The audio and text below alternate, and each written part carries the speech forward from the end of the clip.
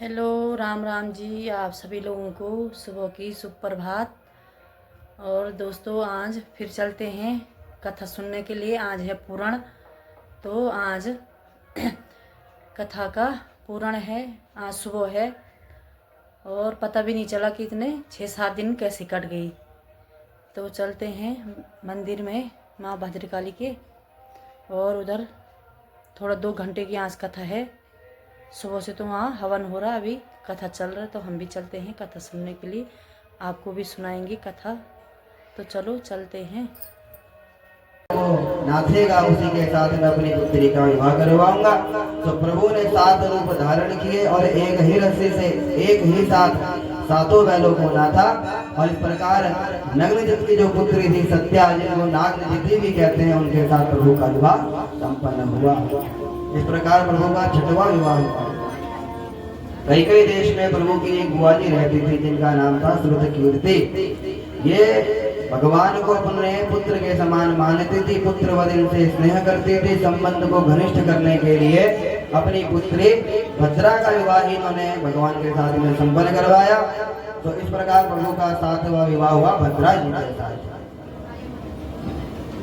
मद्र देश में एक बार मद्र देश के राजकुमारी लक्ष्मणा का स्वयंवर हो रहा था। तो प्रभु भी वहां पहुंचे और नीचे एक पात्र में जल रखा गया, ऊपर यंत्र में एक मछली घूम रही थी। प्रभु ने उस पात्र में मछली का प्रतिबिंब देखते हुए मछली के नेत्र का भेदन किया और लक्ष्य का भेदन करके लक्ष्मणा जी के साथ प्रभु ने विवाह किया। इस प्रकार प्रभु के हो गए 8 विवाह। ये हुई प्रभु के मुख्य अष्टपट रानी। सुखदेव जी कहते हैं, राजन, बाकी जो प्रभु के 16,100 विवाह हुए, कि एक साथ एक ही मंडप में एक ही मुहूर्त में हुए।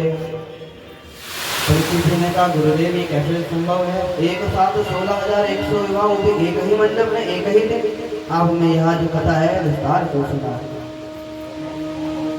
तो सुखदेव जी कहते हैं, राजन, प्राग ज्योतिषपुर नाम का एक स्थान था, जहाँ का राजा था नरकासुर। भूमि का पुत्र था, इसीलिए इसको भौमासुर भी कहते थे। इसने देवताओं के कुछ आभूषण, स्वर्ण का पर्वत, माता अदिति के कुंडल, वरुण का छत्र इत्यादि चुरा रखा था।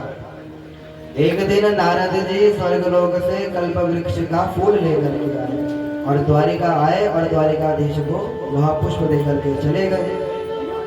द्वारिकाधीश ने वह पुष्प उठाया और रुक्मिणी जी को दे दिया। इस बात की भनक महाराज सत्यभामा देवक विचार करने लगी, हो प्रभु तो रुक्मिणी जी से ज्यादा प्रेम करते हैं, हमसे नहीं करते।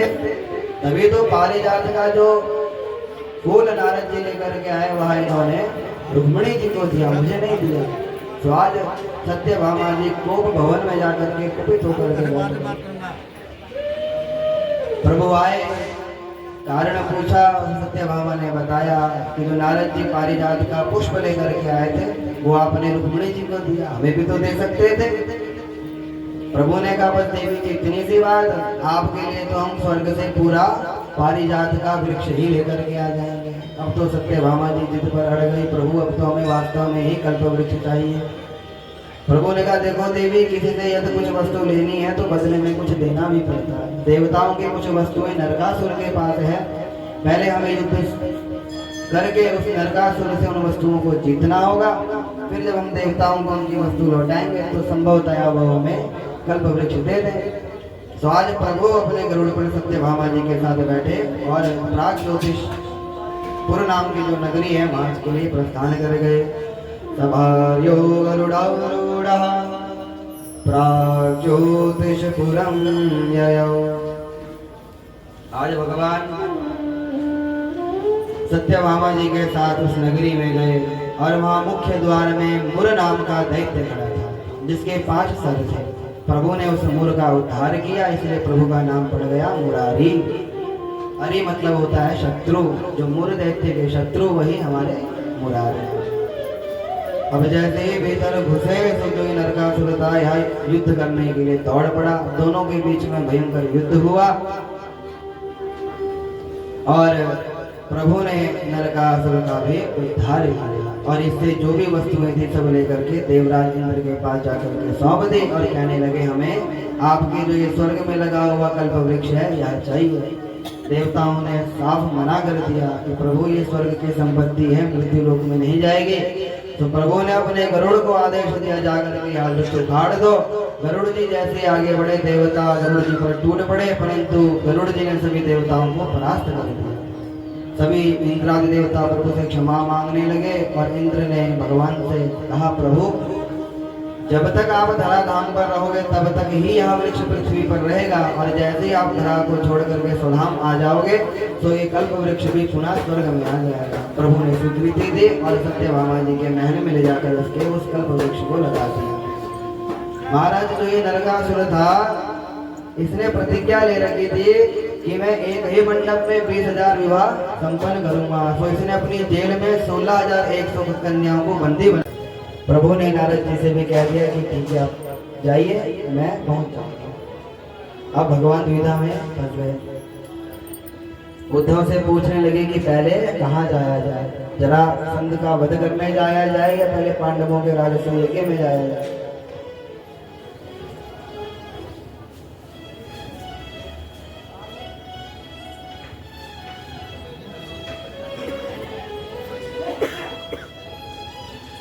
तो उद्धव जी ने कहा प्रभु आप पहले आप पांडवों के पास जाइए, क्योंकि जब तक आप पांडवों के पास नहीं जाओगे तब तक उनका राजस्व यज्ञ संपन्न नहीं होगा।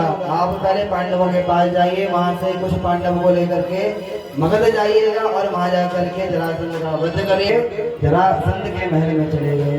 जब से जरासंध 18वीं बार विजयी भवा ब्राह्मणों के प्रताप से, तो उसी दान की पंक्ति में ये तीनों भी ब्राह्मण का वेश बना करके लग गए।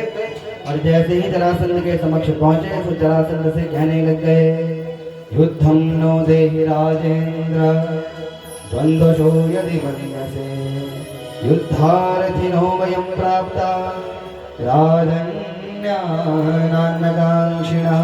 जरासंध ने पूछा बताइए ब्राह्मण देवताओं क्या चाहिए। तो कहने लगे युद्धार्थिनो वयं राजा, हम सब युद्ध की इच्छा से आए हैं। हमें और मातुलेयं कृष्णं जानिहितोरिपुं असो वृकोदरः पार्थः। ये भीमसेन हैं और ये जो बगल में खड़े हैं ये उनके छोटे भाई अर्जुन हैं, और मैं इनके मामा का बेटा कृष्ण हूँ और तुम्हारा पहले का शत्रु हूँ, पुराना शत्रु हूँ। तुम तो मुझसे भली भांति परिचित हो। तो जरासंध कहने लगा ओहो छलिया रण छोड़, तू है युद्ध तो मैं करूंगा पर तुझसे तो बिल्कुल नहीं करूंगा, तू तो भाग जाता है। अर्जुन अभी छोटा बालक है, योद्धा नहीं है, पर भीमसेन मेरी बराबरी का है, तो मैं भीमसेन से ही मल युद्ध करूंगा। अब महाराज दोनों अखाड़ों में आ गए अपनी अपनी गदा को लेकर के और युद्ध करने लगे। रोज दिन भर युद्ध होता और रात्रि में दोनों संग बैठ करके भोजन खाते। इस प्रकार 27 दिनों तक युद्ध चलता रहा। 28वें दिन भीम दादा सुबह सुबह उठे और अपना लोटा समोटा लोटा उठा करके भागने लगे। भगवान ने कहा दाऊ दादा कहाँ? भगवान ने कहा भीम दादा कहाँ? तो भीम दादा कहने लगे तुम्हारा क्या है, मार तो हमें पड़ रही है। यदि आज एक दिन मैंने और युद्ध किया तो कभी भी युद्ध करने लायक नहीं बचूंगा। भगवान और प्रभु को नाम शनाप बोलता रहा। जैसे ही 90 गालियां हुई प्रभु ने सावधान किया शिशुपाल आज तुम क्रोध में हो, रुक जाओ। शिशुपाल कहता है तू क्या मुझे समझाएगा गंवार ग्वारिये। और इस प्रकार से नाना प्रकार की बातें बोलने लगा। प्रभु अपनी उंगली पर गिनते रहे 98, 99 और 100, और जैसे 101 भी बोलने के लिए मुंह खोल ही रहा था इतने में प्रभु ने अपना सुदर्शन चक्र निकाला और शिशुपाल का वध कर दिया। शिशुपाल के शरीर से एक ज्योति निकली जो प्रभु में विलीन हो गई। इस दृश्य को देख करके जितने राजा थे सब मौन हो गए कि अगर हमने भी प्रतिकार किया तो हमारी भी दुर्दशा यही होगी। इस प्रकार प्रभु ने पांडवों का राजस्व यज्ञ संपन्न करवाया। पांडवों को इसी राजस्व यज्ञ में एक मैदान द्वारा एक मायावी सभा उपहार में मिली। उस मायावी सभा में विशेषता यह थी कि जहाँ भूमि दिखती थी वहाँ भूमि नहीं होती थी, जहाँ जल दिखता था वहाँ जल नहीं होता था। उस सभा में एक बार दुर्योधन आया और जल को भूमि समझ करके जैसे ही पैर रखा सो ही उस जल में गिर गया। भीम दादा बड़ी जोर जोर से हंसने लगे। सो दुर्योधन ने वही अपना अपमान मान लिया और वहीं से महाभारत का बीज उत्पन्न हो गया। दुर्योधन ने मन में ठान लिया, जिस प्रकार आज तुम मेरे ऊपर हंसे हो, मैं भी एक दिन तुम्हारे ऊपर हंसूंगा। इस प्रकार से भगवान ने पांडवों का राजस्व यज्ञ संपन्न करवाया और पुनः द्वारिका आए। यहाँ करके नाना प्रकार के शाल्व का उद्धार किया, विदुरथ का उद्धार किया। बलराम जी तीर्थ यात्रा पर निकल गए और यहाँ महाभारत का भीषण युद्ध संपन्न हो गया। और अपनी समानता का परिचय दिया। से बोला मुझे उससे मतलब है। गोपियां मुझे तो क्या क्या नहीं कहती थी, कलुआ, छलिया, काना, चोर, परंतु हृदय से कहती थी।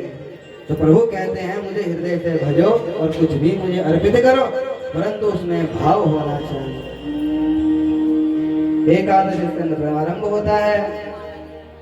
भगवान ने विचार किया कि मैं मृत्यु लोक में पृथ्वी को भ्रष्टाचारियों से मुक्त कराने के लिए आया था। अब मेरे धाम जाने का समय आ गया है, परंतु मेरे यदुवंश की ही संख्या 56 करोड़ पहुंच गई है। कहीं ऐसा ना हो मेरे जाने के बाद मेरा वंश ही पृथ्वी पर भार बन जाए। तो आज भगवान की प्रेरणा से द्वारिका में 11 संतों का आगमन हुआ।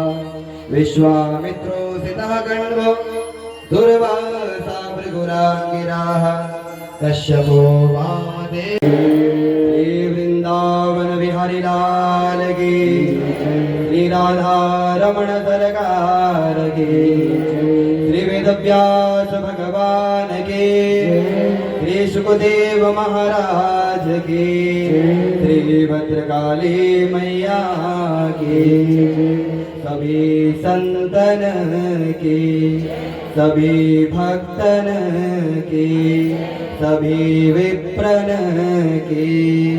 जय जय श्री राधे, जय जय श्री राधे, जय जय श्री राधे श्याम। नमः पार्वती पतये हर हर महादेव।